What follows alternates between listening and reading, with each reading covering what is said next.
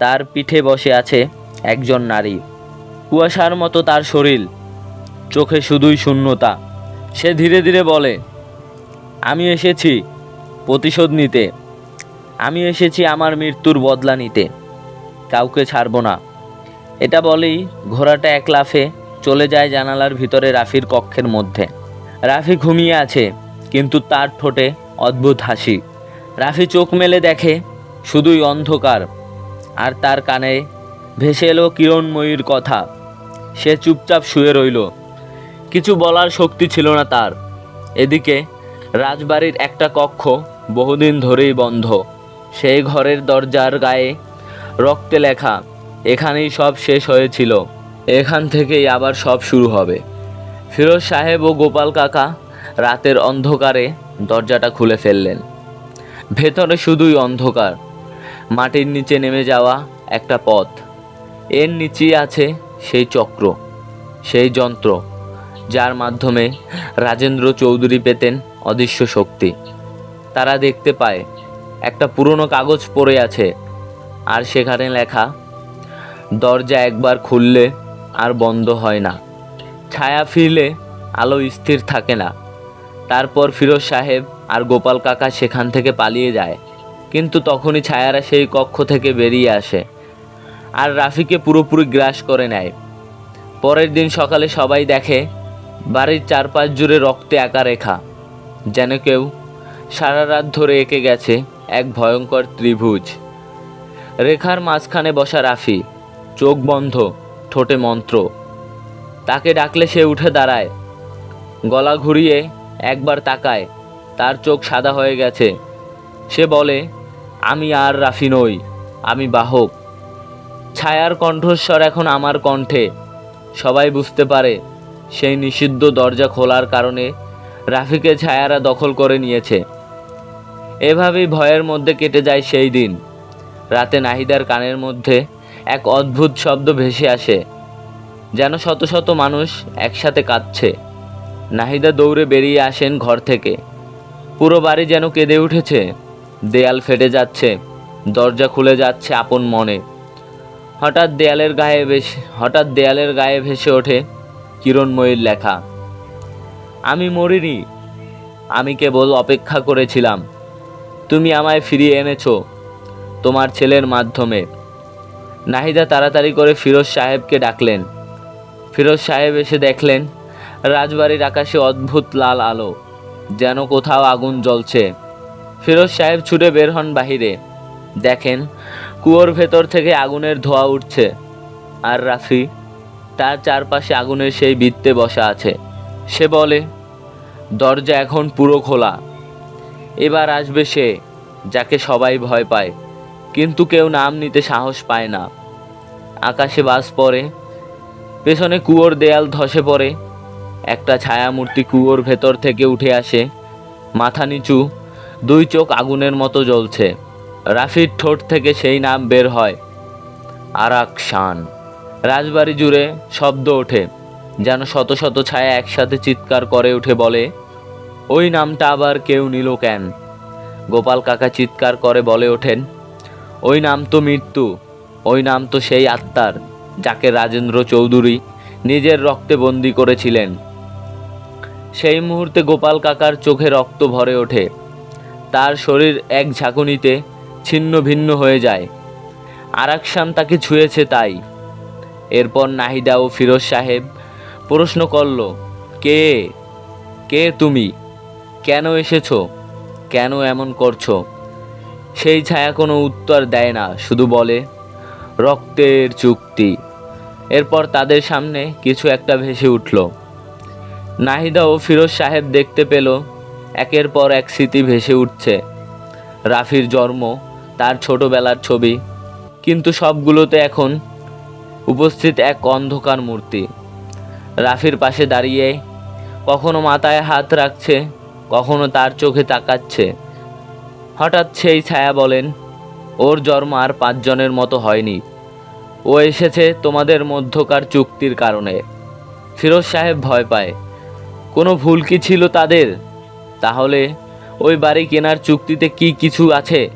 এটা ভাবতেই নাহিদা দৌড় দিয়ে তার ঘরে চলে যায় আর সেই চুক্তি বের করে। চুক্তিপত্রের একটু উপরে ছোট করে লেখা ছিল রক্তের চুক্তি। এটা দেখে সে খুব ভয় পায় আর কাউকে কিছু বলার আগেই সে বেহুশ হয়ে যায়।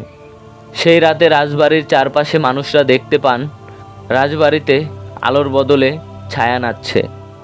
তারা কেউ কেউ বলে ওরা ফিরে এসেছে, ছায়ারা আবার উৎসব শুরু করেছে। সন্ধ্যার পর রাস্তাঘাট ফাঁকা হয়ে যায়, কুকুরেরা চিৎকার করে কাঁদতে থাকে, বাতাসে ছড়ায় ধূপের মতো পোড়া মাংসের গন্ধ। রাফি এবার পুরোপুরি অন্য কণ্ঠে বলে, আমি ফিরে এসেছি আমার মৃত্যুর বদলা নিতে। রাজবাড়ি আবার রক্তে রাঙাবে, হা হা হা। এদিকে ফিরোজ সাহেব এক পুরনো ঘর থেকে বের করেন রাজেন্দ্র চৌধুরীর ব্যক্তিগত ডায়েরি। সেখানে লেখা, আমি তাকে ডেকেছিলাম, সে এসেছিল আমার কন্যা কিরণময়ীর শরীরে। আমি তাকে বলি দিলাম, কিন্তু সে যায়নি। সে এখন চুক্তির বাইরে গেছে। সে আবার আসবে বাহক হয়ে। তার চোখে সাদা আলো, তার কণ্ঠে প্রাচীন ডাক। ডায়েরির শেষ পাতায় শুধু একটা নাম, রাফি। এটা দেখে তো ফিরোজ সাহেবের অবস্থা খারাপ হয়ে যায়। সে কাঁদতে থাকে আর বলে, ছেড়ে দাও আমার সন্তানকে। ফিরোজ সাহেব কাঁদতে কাঁদতে নিজের ঘরে ফিরে যায়। এদিকে রাফি আর মানুষ নেই, সে এখন ছায়ার বাহক। তার সামনে দাঁড়ানো সেই মূর্তি, যার নাম নেয় না কেউ, যার মুখ নেই, চোখ নেই, কেবল ছায়া আর আগুন। রাফি বলে, আমি তোমার শরীর, তুমি আমার আত্মা। এবার শুরু হোক সত্যিকারের আগমন। মাটি কেঁপে ওঠে, কুয়োর গভীর থেকে উঠে আসে শত শত মুখ। কিরণময়ী, তার আত্মীয়দের, পুরনো চাকরদের, সবাই। মৃত্যুর পরেও বাধা। আকাশ কালো হয়ে যায়, বৃষ্টির বদলে ঝরে পড়ে কালো রক্ত। রাত 12টা, রাজবাড়ির চত্বর জুড়ে বাজতে থাকে পুরনো শঙ্খধ্বনি। শঙ্খ নয়, কান পাতলে বোঝা যায় ওটা আসলে কান্না বহু মানুষের একসাথে কাঁদা। কেঁপে ওঠে তারা দেখতে পায়, পেছনের অংশে দেখা যায় মৃতদেহগুলো, যাদের কবর দেওয়া হয়েছিল বছর বছর আগে। তারা উঠে দাঁড়িয়েছে। কিরণময়ী তাদের সামনে বলছে, তোমরা সবাই বলি হয়েছিলে, এবার বলি নেবে। দুনিয়া জানবে ছায়া শুধু ছায়া নয়, এক নামহীন রাজত্ব। এদিকে নাহিদার হুঁশ ফিরলে নাহিদা দেখতে পান আয়নার কাঁচ ফাটছে, প্রতিটি ফাটলের মাঝে মুখ, চোখ, হাত, যেন অন্য এক পৃথিবী চাপ দিচ্ছে ঢোকার জন্য। রাফির রুমে রাখা আয়না গলে গিয়ে মাটিতে পড়ে আছে। আয়না ভেঙে তৈরি হয় একটা বৃত্ত, যার ভেতরে ঝকঝকে অন্ধকার। তার ভেতর থেকে এক কণ্ঠস্বর ভেসে আসলো, তোমাদের আলো আমার জন্য নয়, আমি ফিরে এসেছি, আর এবার আর ফিরব না। ফিরোজ সাহেব এটা শুনে মুখে হাত দিয়ে চিৎকার করেন, আমরা করেছিলাম চুক্তি। নাহিদা আঁতকে ওঠেন, রাফি, ওর জন্মটাই কি সেই চুক্তির ফসল? ফিরোজ সাহেব বলেন, হ্যাঁ, এটাই সেই চুক্তির ফসল। আমি দেখেছি সেই ডায়েরির মধ্যে। আর তোমার মনে নেই সেই কথা? রীতিময়ী পিসি বলেছিলেন ও জন্মেছিল পেটের ভিতরেই, ছায়ার ছোঁয়ায়। প্রথম কান্না ছিল না, ছিল ফিস ফিস করে বলা পুরনো ভাষা। আমরা তো তখন বুঝতে পারিনি। এসব বলে তারা কাঁদতে লাগলো। রাতের অন্ধকারে একরাশ কুয়াশা ছড়িয়ে পড়ে রাজবাড়ি জুড়ে। এই কুয়াশা গায়ে লাগলে মানুষের গায়ের চামড়া ফেটে যায়। সব গাছপালা মরে যেতে থাকে, পাখিরা উড়তে পারে না। রাজবাড়ির ছাদে রাফি দাঁড়িয়ে, তার সামনে ছায়া দাঁড়িয়ে, দুজনের মাঝখানে আঁকা একটি চক্র রক্তের। রাফি মাটিতে বসে বলে, আমার আত্মা আর আলাদা নয়, ছায়া ও আমি এক হয়ে গেছি। এবার শুরু হোক সত্যিকারের আগমন। ঘড়িতে ঠিক রাত 3টা, তখনই ঘটে আগমন। ছায়া, রক্ত, স্মৃতি, অতীত সব এক হয়ে যায়। রাজবাড়ির গায়ে আগুন লাগে, কিন্তু আগুনে কিছুই পড়ে না, বরং জন্ম নেয় নতুন রূপ। রাফির শরীর থেকে বেরিয়ে আসে ছায়ার মুখ, 6 চোখ, 3টি মুখ, রক্ত মাখা দাঁত। আর তখনই শেষ মুহূর্তে কিরণময়ীর আত্মা এসে সামনে দাঁড়ায়, বলে, আমি তোকে এনেছিলাম, এখন আমি তোকে থামাবো। 2 ছায়া মুখোমুখি, রাজবাড়ির ইতিহাস দাঁড়ায় সেই লড়াইয়ের সামনে। কে থাকবে, কে হারবে। রাত আর ভোরের মাঝামাঝি এক সময় রাজবাড়ির খোলা ছাদে দাঁড়িয়ে 2 অস্তিত্ব, কিরণময়ী ও রাফির ছায়া। চারপাশে ভেঙে পড়েছে ছাদ, বাতাসে উঠছে মানুষের আর্তনাদ।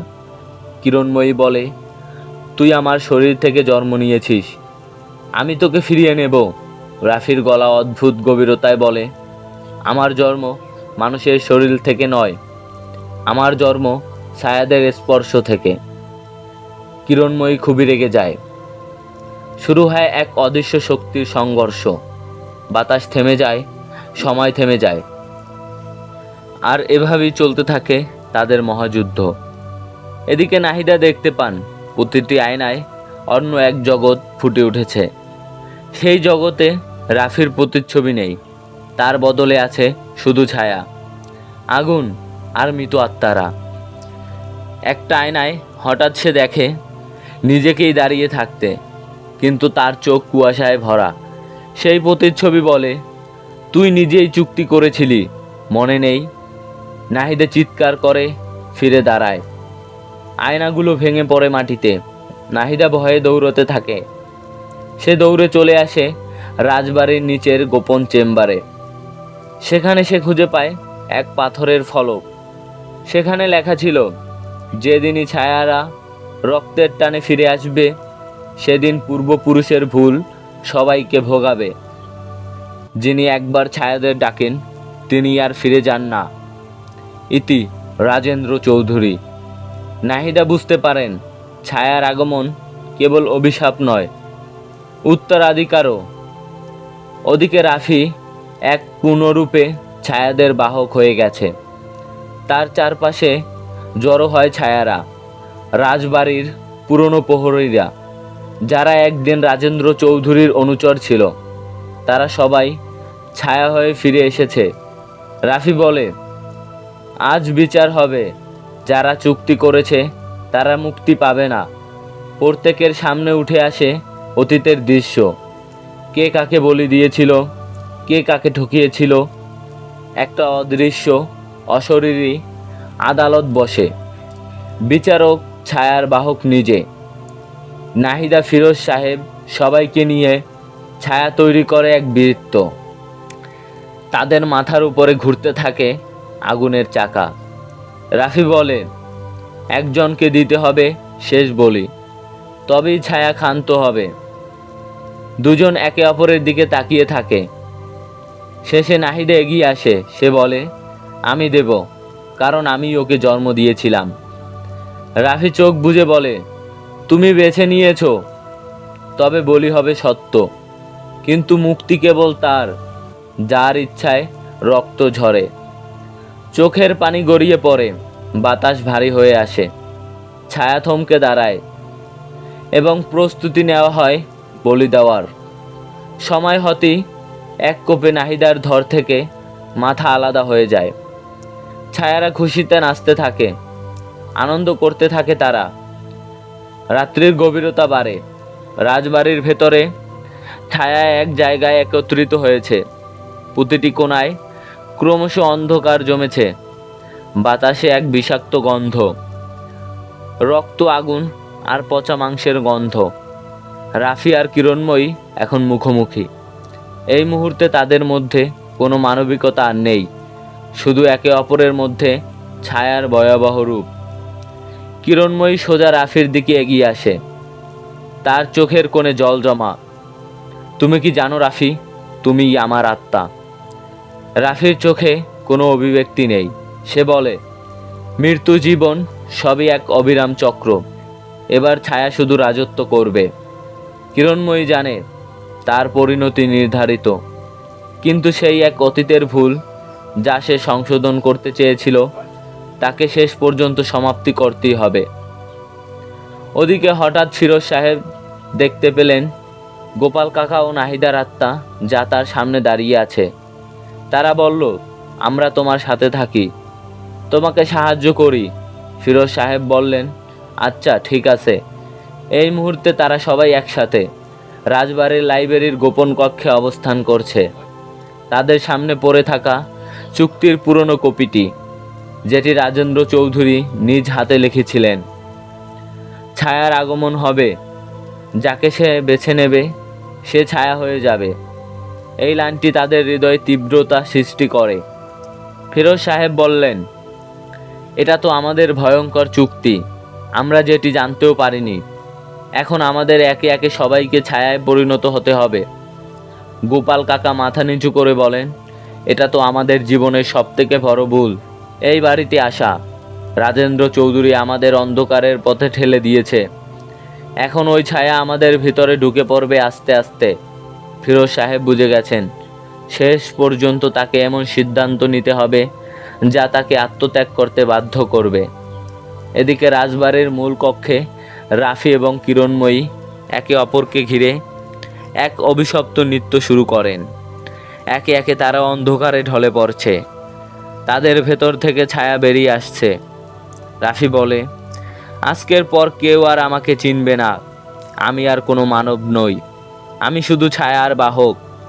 তবে কিরণময়ী জানে তার আত্মা এখনো মুক্তি চায়। সে রাফির দিকে এগিয়ে আসে, তার মুখে অদ্ভুত হাসি। এবার তুমি ফিরে যাবে ছায়ার জগতে। রাফির চোখ হঠাৎ সাদা হয়ে যায়, তার শরীর কেঁপে ওঠে, আর সে বলছে, আমার মুক্তি তো একমাত্র ছায়ার মাধ্যমেই সম্ভব। আর তুমি কিরণময়ী, তুমি তো আমাদের পুরনো অভিশাপ। এরপর কিরণময়ী সরে যায়, কণ্ঠে এক আক্ষেপ নিয়ে। এবার ছায়া পুরোপুরি আসবে, কেউ আর ফিরে আসবে না। ছায়া এখন পুরো রাজবাড়িতে ঢুকে পড়েছে।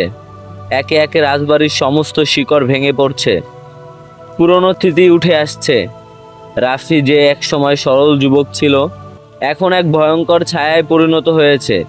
সে ছায়ার আত্মা আর তার পূর্ণরূপ এবার উন্মোচিত হবে। কিরণময়ীর অশ্রু গড়িয়ে পড়ে, আর সে বলে, তুমি কি বুঝতে পারছো রাফি, তুমি আসলে ছায়া, আর তুমি আসলে আমাদের ভবিষ্যৎ। শেষ পর্যন্ত ছায়া রাজত্ব করবে, কারণ এটাই চুক্তির পরিণতি। একে অপরের মধ্যে পূর্ণরূপে মিশে গিয়েছে এক অন্ধকার জগৎ, যেখান থেকে কেউ আর ফিরে যেতে পারে না। রাজবাড়ির ভবিষ্যৎ আর অতীত মিলেমিশে একাকার হয়ে যায় ছায়ার রাজত্বের রক্তলাল প্রতীক হয়ে। এটা কি শেষ হবে, অথবা একটা নতুন যুগ শুরু হবে? সময় থেমে যায়, ছায়ারা অদৃশ্য হয়ে যাচ্ছে। রাফি, কিরণময়ী, তাদের মধ্যে পার্থক্য শুধুমাত্র একটি, একে অপরকে প্রতিহত করার চেষ্টা, আর একে অপরকে আসল সত্য জানানো। রাফি এখন সম্পূর্ণ ছায়া হয়ে উঠেছে, রাজবাড়ির প্রতি কোণে অন্ধকার বিরাজ করছে। ছায়া এখন এক অসীম শক্তি, যার কোনো সীমা নেই। কিরণময়ী তার চোখে অন্যরকম চাহনি নিয়ে রাফির দিকে তাকিয়ে বলে, তুমি তো জানো রাফি, ছায়া শুধু আচ্ছন্ন করবে, কিন্তু মুক্তি আসবে তখনই যখন এই বাড়ির যোগ্য উত্তরসূরি তার নিজেকে উৎসর্গ করবে ছায়াদের মুক্তির জন্য। আর তখনই ভাঙবে সেই চুক্তি, তখনই ছায়ারা মুক্তি পাবে। রাফি গম্ভীর কণ্ঠে বলে, আমার মুক্তি এখন ছায়ার মধ্যে। আমি সেই পৃথিবীতে ফিরে যাচ্ছি যেখানে আমি কখনো ছিলাম না। তবে কিরণময়ী জানে, প্রতিটি ছায়ার অন্তরে এক ব্যথা থাকে, মৃত্যুর পরেও এক অনন্ত দুঃখ যা পার করে দেওয়া যায় না। ওদিকে রাজবাড়ির এক কোণে সেই অন্ধকার কক্ষে দাঁড়িয়ে ফিরোজ সাহেব, সাথে নাহিদা ও গোপাল কাকার আত্মা। তারা এখন উপলব্ধি করে ছায়া ও মৃত্যুর সীমানা মুছে গেছে। এখানে মৃত্যু হলেই ছায়ারা তাদের নিজেদের জগতে নিয়ে যায়। নাহিদা, গোপাল কাকা, ফিরোজ সাহেব সবাই রাজবাড়ির উত্তরে কক্ষের অন্ধকারে প্রবাহিত হয়ে চলেছে। তাদের সেই দিনের কথা মনে পড়ছে যখন তারা একসাথে বেঁচে ছিল। নাহিদা ও গোপাল কাকা কাঁদতে থাকলো। গোপাল কাকা চোখ মুছতে মুছতে বলেন, আমরা কেউই জানতাম না এক চুক্তির পরিণতি এভাবে আমাদের গিলে ফেলবে। নাহিদা বলে, তবে কি করলে আমরা এই ছায়াকে প্রতিহত করতে পারবো এবং তার ভেতর থেকে পেরিয়ে আসতে পারবো। ফিরোজ সাহেব একটু চুপ করে থেকে বললেন, এখন ছায়ার রাজত্ব পূর্ণ হয়েছে। আমার একমাত্র উপায় আত্মত্যাগ। তাদের সামনে পুরনো অগ্নি দরজা খুলে যায়। সেখান থেকে আসছে এক অশরীরী কণ্ঠস্বর, প্রতিটি আত্মা ফিরে যাবে ছায়ার জগতে। রাজবাড়ির ছায়ার শক্তি এখন এতটাই বৃদ্ধি পেয়েছে যে বাকি সবাই অনুভব করে তারা যেন অন্ধকারের মধ্যে হারিয়ে যাচ্ছে। প্রতিটি কোণায় দাঁড়িয়ে থাকা আত্মারা তাদের নিজের দুঃখের গল্প বলছে। তবে এক শক্তিশালী ছায়া এখন পুরো রাজবাড়ি নিজের করে নিয়েছে। নাহিদা, ফিরোজ সাহেব, গোপাল কাকা, তাদেরকে এক কঠিন পরীক্ষার সম্মুখীন হতে হবে। তারা একে অপরকে প্রশ্ন করছে, আমরা কি শেষবারের মতো সত্যি জানবো? ফিরোজ সাহেব বললেন, এবার আর ছায়ারা চলে যাবে না। তাদের একটাই লক্ষ্য, সেই অভিশপ্ত চুক্তি পূর্ণ করা। আর তখনই কিরণময়ী এসে উপস্থিত হয়। তার চোখে এক ভিন্ন আলো। এখন সব শেষ হওয়া উচিত। একমাত্র আমি জানি কিভাবে এই ছায়াকে শান্ত করা যায়। কিন্তু কিরণময়ীর মনে ছিল অন্য কথা, যা কেউ বুঝতে পারেনি। কিরণময়ী গম্ভীর কণ্ঠে বলে, তবে তোমরা যদি চাও, এখনই সেই পাপী আত্মার শাস্তি দেয়া হবে। এক চিরস্থায়ী সমাধি হবে। কিরণময়ী আর রাফি প্রবেশ করেন রাজবাড়ির গোপন কক্ষে, যেখানে ছিল এক গোলাকার বৃত্ত, ছায়াদের জগতে যাওয়ার রাস্তা। তারা দুজন সেখানে প্রবেশ করেন এবং সেখান থেকে ফিরে আসে শুধু কিরণময়ী একা। আর সে হা হা করে হাসতে থাকে। এখন রাজবাড়ির সমস্ত দেয়াল শূন্য হয়ে যায়, কেবল ছায়ার রাজত্ব এবং মৃতদের মুখ। কিরণময়ী প্রতিজ্ঞা করে বলে, এই চুক্তি আর টেকসই হবে না, এটি ছায়ার পৃথিবী হবে। আর তখনই নাহিদা, ফিরোজ সাহেব ও গোপাল কাকা বলেন, ছায়াদের অস্তিত্ব শুধু চুক্তির মধ্যে সীমাবদ্ধ নয়, যে তাদের চুক্তি পূর্ণ না করলে মুক্তি দেওয়া যাবে না। এই পৃথিবীতে যতদিন মনের শক্তি থাকবে, ততদিন ছায়াকে হারানো যাবে, তাদের মুক্তি দেওয়া যাবে। তারা কিরণময়ীকে চ্যালেঞ্জ করে, এসবের শেষ অবশ্যই হবে। এর পরিণতি হবে এক নিষ্ঠুর সংঘর্ষ, যেখানে ছায়ার রাজত্ব ধ্বংস হবে। তার বাবা রাজেন্দ্র চৌধুরী যে ছায়াদের বন্দি করে রেখেছেন, তাদের মুক্তি দেওয়া হবে। রাজবাড়ির চারপাশে ছায়া ছড়িয়ে পড়ে। নাহিদা ও ফিরোজ সাহেব বললেন, কেউ একজন আসবে, সে আসবেই, আর এই ছায়ার রাজত্ব ধ্বংস করবেই। রাজেন্দ্র চৌধুরীকে বলে দাও। আর এই কথা শুনে কিরণময়ী হাসতে থাকে। আসুক, যেই এই চুক্তিতে সাইন করবে, তারই এই অবস্থা হবে। ছায়াদের জগতে তাকে সমাহিত করা হবে। আর তখনই কোনো একটি ভয়ঙ্কর কণ্ঠ ভেসে এলো, তার জন্ম হয়ে গেছে, সে আসবে, এই সব কিছু ধ্বংস করবে। আর তখনই কিরণময়ী আরো বেশি রেগে যায় আর তাদের সবাইকে ছায়াদের জগতে সমাহিত করে দেয়। কিন্তু তার মনে একটা প্রশ্ন ঘুরপাক খাচ্ছে। অদৃশ্য কণ্ঠ, সে তো কখনো মিথ্যা কথা বলে না। তার মানে কি সে আসবে? তার কি জন্ম হয়ে গেছে? সে কি এই ছায়াদের রাজত্ব ধ্বংস করে দিবে? সে কি আসবেই? রাজবাড়ির দ্বিতীয় উত্তরসূরি। হঠাৎ সে বলে উঠল, এই ছায়াদের রাজত্ব তো শুরু হয়েছে, দেখা যাক এই রাজত্ব কতদিন চলে আর এর ধ্বংস কে করে।